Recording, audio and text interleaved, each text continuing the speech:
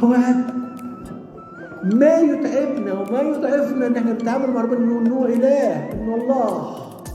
انا بصراحه طبعا لما الناس تقول لك الله الله الله،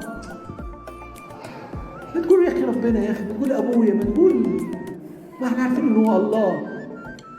لكن انت الرب وانت الاب، ده هو تبارك اسمه. لما حد يعلمنا ان نكلم ازاي نقول يا ابويا، يا بابا، يابا.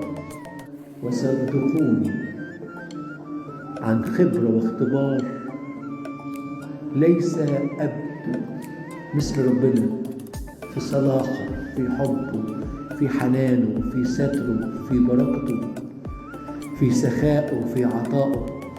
أنا آسف، يمكن إحنا شوهنا صورة الأبوة شوية، لأن إحنا ساعات ما نكونش آباء حنينين، ساعات ما بنكونش آباء عندنا طول بال، ساعات ما بنكونش آباء كده كرم مع أولادنا، ساعات ما نكونش آباء كذا وكذا، فمتوقعين ربنا يكون زي كده.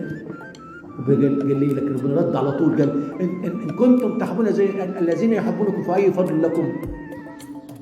إيه اللي عملتوه زي ده؟ أنا أب بحب ابني، وهو حلو بحبه، وهو وحش بحبه، هو لا ابني. بس أنا برضو أقول مثال مهم برضو إيجابي.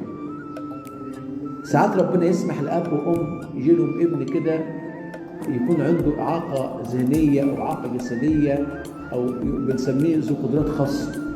في أب قال الواد أنا مش عايزه، في أم قالت الواد مش عايزاه. بالعكس، ده يمكن الطفل ده أو الطفلة دي بتكون أغلى أغلى أغلى أغلى أغلى أغلى أغلى أغلى أغلى من كل الأولاد، وده هو أكتر واحد عايز اهتمام ربنا. إذا كان الأخ أو الأخت، الأخ مش الأب أو الأخت، لما يكون عنده أخ أو أخت ليه ظروف خاصة بيفني نفسه. أعرف ناس كثيرة حلوة، أعرف ناس كثيرة حلوة